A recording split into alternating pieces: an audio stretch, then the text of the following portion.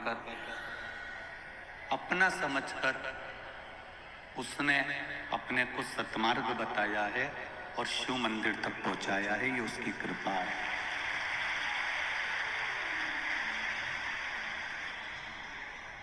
यदि उसकी करुणा ना होती, कृपा ना होती, दया ना होती तो हम किसी एक स्थान तक पहुंच भी नहीं पाते।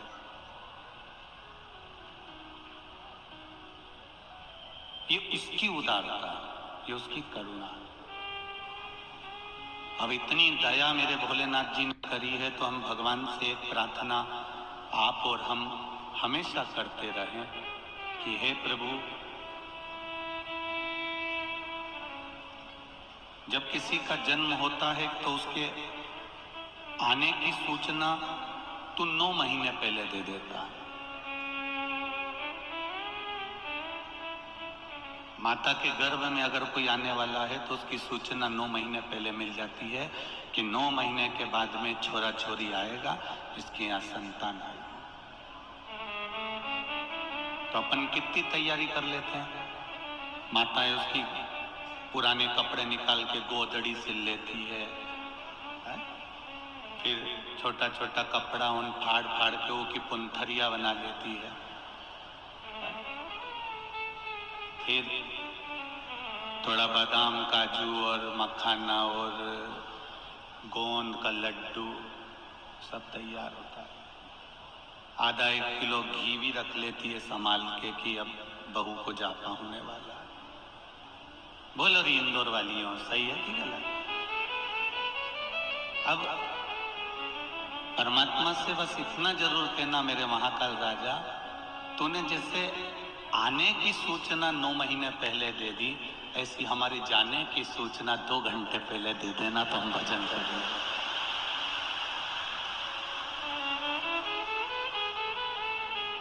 तू आने की सूचना 9 महीने पहले देता है पर जाने की सूचना 1 क्षण भी नहीं देता।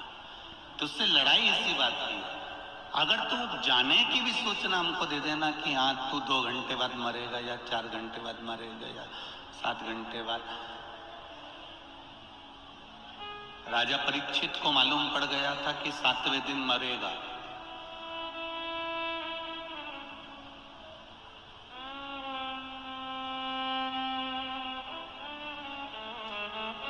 दिन पूरा निकल गया, 7वां, राजा परीक्षित नहीं मरा।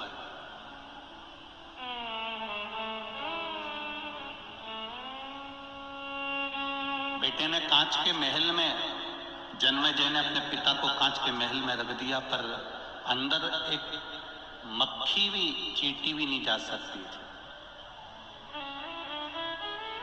तब अनार का रस गिलास में भरकर जा रहा था और उसके नीचे पहले जो गिलास चलते थे उसमें नीचे सी पेंदी होती थी, ऐसा कुछ लगा होता था, अंदर गहरा होता था। किसी किसी के यहाँ होंगे ऐसे गिलास पुराने जमाने के। आजकल तो गिलास एकदम प्लेन होता नीचे से, पर पहले जो गिलास होते थे उसमें पेंदी होती थी रखने की, अलग ही रखा जाता था। उस पेंदी में चिपक कर तक्षक नाग चले गए और शाम होते होते होते होते अंत में उसके प्राण छूट गए।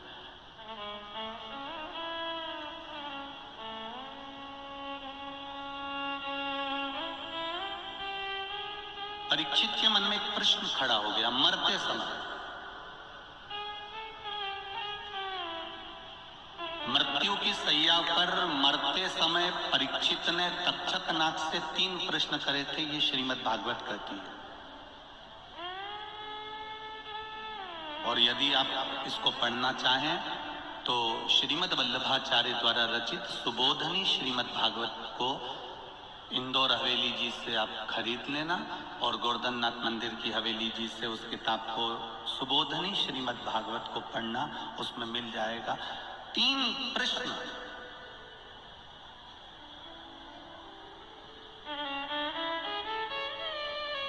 तक्षक नाग और परीक्षित के बीच में हुए। उसमें सबसे पहला प्रश्न परीक्षित ने तक्षक नाग से कहा कि तुम मुझे दिन भर निकल गया और इसके बाद में अब मुझे डसने आए हो, उसका कारण क्या है? तो तक्षक नाग ने कहा, ये संपूर्ण बनाने वाला काल, घड़ी, पल, नक्षत्र, समय सब कुछ मेरे महादेव ने बनाया है, इसलिए उसका नाम महाकाल है, इसलिए उसको लोग महाकाल कहते हैं। काल उसने बनाया, नक्षत्र उसने बनाया, पल उसने बनाया, घड़ी उसने बनाई, तिथि उसने बनाई, वार उसने बनाया, दिन उसने बनाया, सब कुछ उसका बनाया हुआ है। तुझे श्राप मिला था कि 7वें दिन तू मरेगा, अगर मैं 7वां दिन लगते से तेरे पास आ जाता और तुझे मार देता तो उसमें श्रेष्ठता नहीं होती। ये तो तू मेरा इंतजार करता कि तक्षक नाग आएगा और मुझे डसेगा। जब आस खत्म हो गई, शाम हो गई, अब तेरा मरने का चांस खत्म हो गया, तेरी बुद्धि में ये आ गया कि अब मैं मरने वाला नहीं हूं, तब मौत का समय लिखा गया। आप देखना, एक बार मरने वाला व्यक्ति जो हॉस्पिटल में पड़ा होगा, मरने वाला व्यक्ति एक बार अच्छा हो जाता है, अच्छा होगा एक बार, उसके बाद मरेगा। अर्थात दिया बुझने से पहले उसकी रोशनी तेज हो जाती है, प्रकाश तेज हो जाता है, तब वो बुझता है।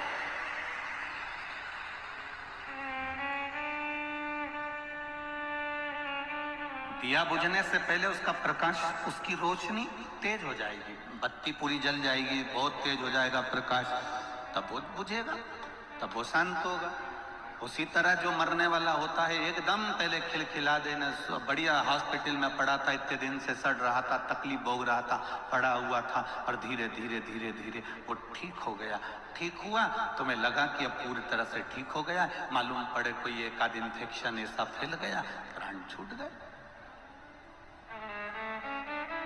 अब हम लोग क्या करते हैं, डॉक्टर को दोष देते हैं, क्यों डॉक्टर साहब आपने तो कहा था अच्छे हो गए, फिर ये मर कैसे गए? इसमें डॉक्टर का दोष नहीं है। दुनिया का ऐसा कोई डॉक्टर नहीं है जो मरीज को बचाना नहीं चाहता हो। डॉक्टर भी अपने घर से चलता है तो भगवान को हाथ जोड़कर चलता है कि सबको स्वस्थ रखना मेरे मालिक, वो भी हाथ जोड़कर जाता है। वो भी परमात्मा के सामने कहकर जाता है कि जब मैं क्लिनिक पर जाऊं, हॉस्पिटल में जाऊं तो ठीक हो जाए।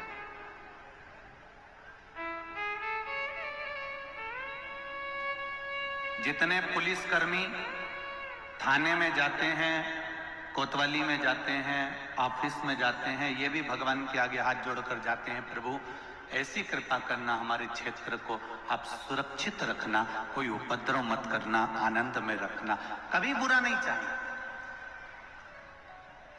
एक साधारण से साधारण व्यक्ति भी, आज संजय भैया शुक्ला जी अगर ये कथा करा रहे हैं, संजय भैया शुक्ला जी की मित्र मंडली कथा करा रही है, शुक्ला परिवार का आनंद हो रहा है, तो इनका भी लक्ष्य एक ही है, संजय जी शुक्ला जी का, कि मेरा जो क्षेत्र है उसमें कहीं ना कहीं भगवान शंकर की भक्ति होती रहे, अविरल आनंद होता रहे। सबकी सोच सर्वे भवन्तु सुखी।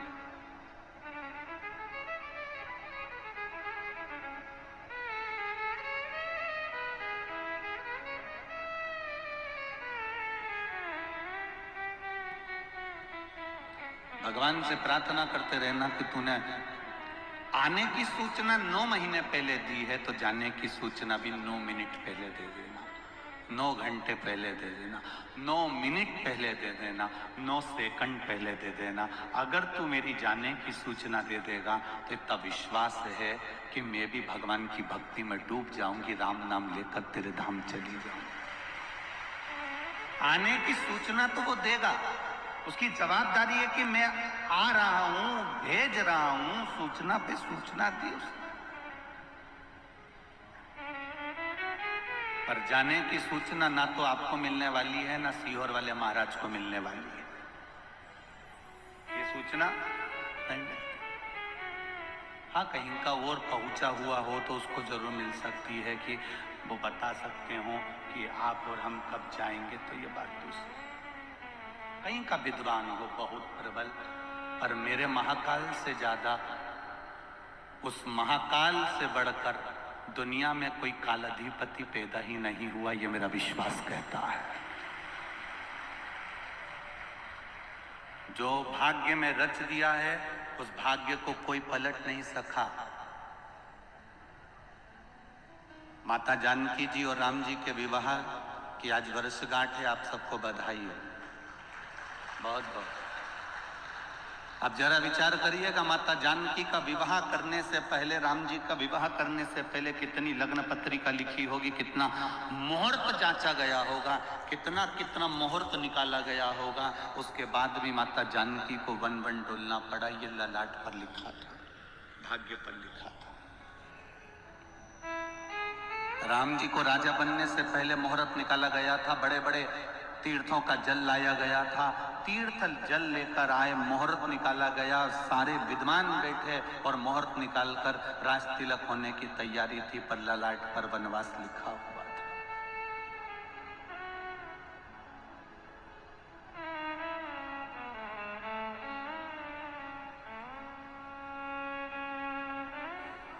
भगवान कृष्ण स्वयं नारायण पृथ्वी पर जन्म ले रहे हैं, पर उनको रहने के लिए कारागार, कोठरी मिली थी। जरा विचार करिए।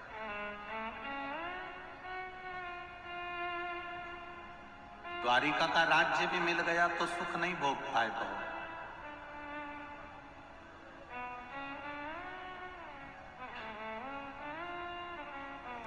महाराज, ये मनुष्य जन्म, मरण और परण, जन्म भी मेरे परमात्मा के हाथ में है, मृत्यु मेरे परमात्मा के हाथ में है, और मंगल विवाह ये भी परमात्मा के हाथ में है। किसका कब होना है उसने लिख कर दे दिया, बस उसी घड़ी, उसी पल, उसी नक्षत्र में, उसी समय होगा, चाहे आप 7 ताले में बंद क्यों ना कर दिए।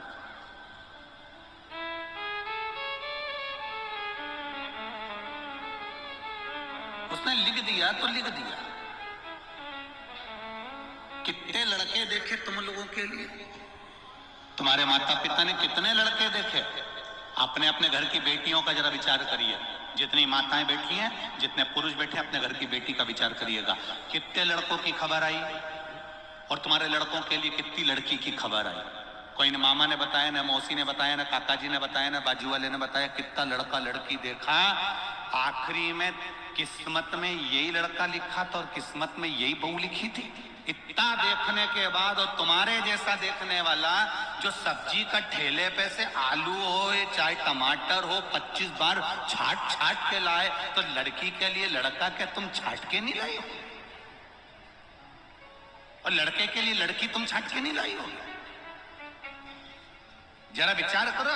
एक छोरे के लिए बहू ढूंढने गई तो 50 बार विचार करा, नहीं कि नाक लंबी है, नहीं ये अच्छी दिख रही है, नहीं ये कि सांवला कलर है, कोई बात नहीं, छत तो अच्छी है, बढ़िया है, जोरदार है, परिवार अच्छा है, कुटुंब अच्छा है, इनके माता पिता अच्छे हैं, बड़े संस्कारी थे, सब छाट के लेके आई थी। पर तुझे क्या मालूम था कि आते सी चंद्र घंटा हो जाएगी? तेरे को क्या मालूम था? आई तो अच्छी थी, जोरदार थी।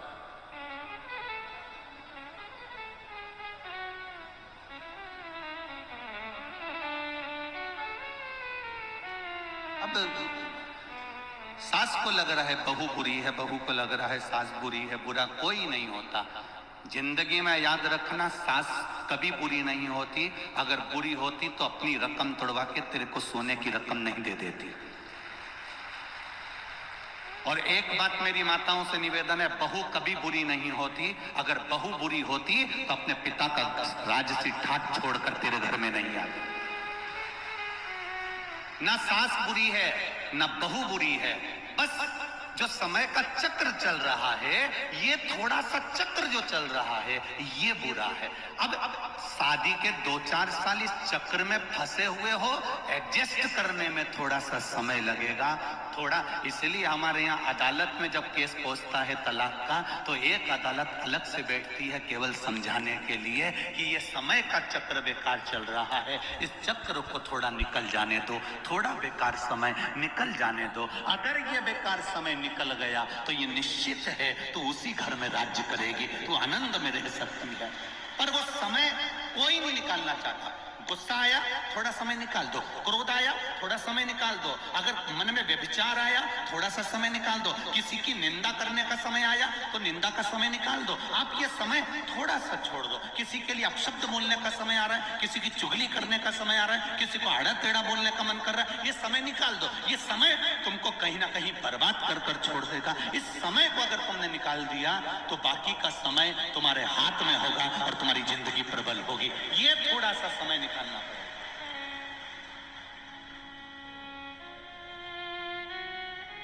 हम समय निकालना नहीं जानते।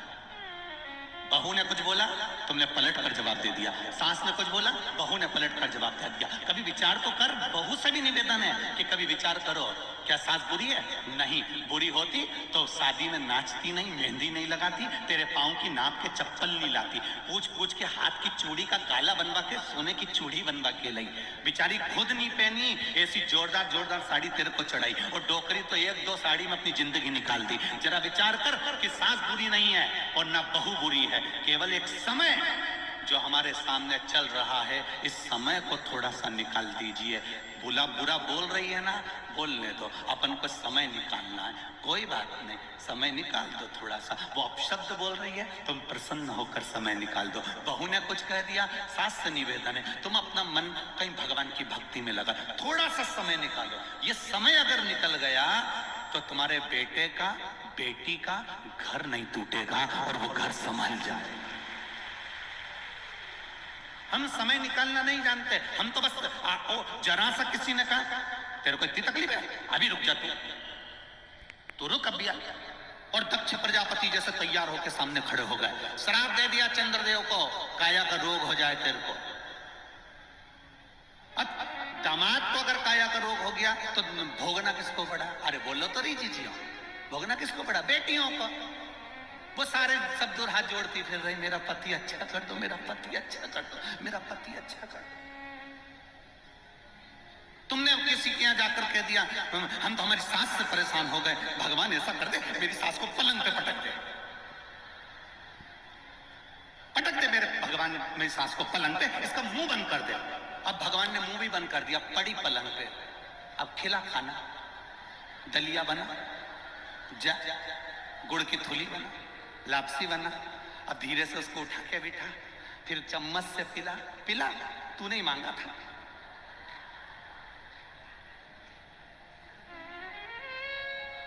बल्कि भगवान से कहो, भगवान मेरी सास की इतनी लंबी उम्र करना, भगवान मेरी बहू को इतना खुश रखना, इतनी उम्र देना कि हमारी भी उम्र लग जाए। क्यों? अगर सास घर में रहेगी तो मैं कथा सुनने चली जाऊंगी, ताला लगाने की जरूरत नहीं पड़ेगी। श्री शिवाय नमस्तुभ्यं। हर हर महादेव।